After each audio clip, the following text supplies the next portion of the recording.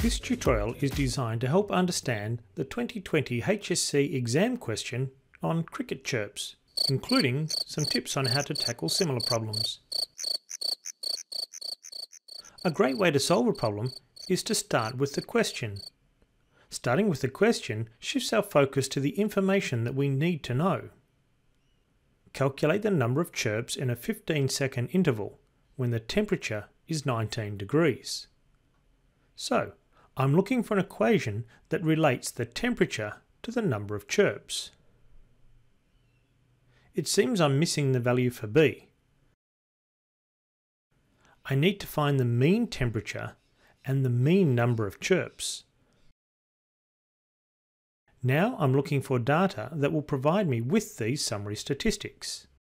Once a day for 20 days, the scientist collects data. The question doesn't provide discrete data. However, we are provided with a box plot that summarizes the temperature. The box plot includes the median temperature.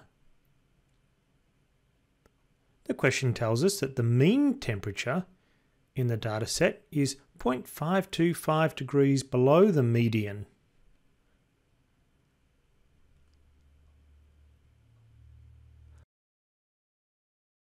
A total of 684 chirps were counted in the 20 data points.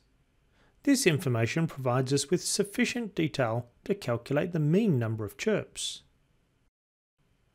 Now that I have both means, I can calculate the value of B.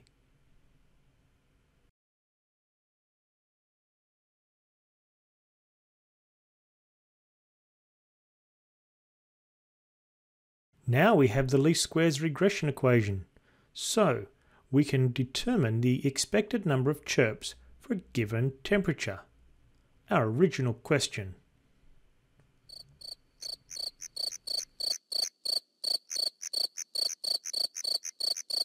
That's all for this tutorial.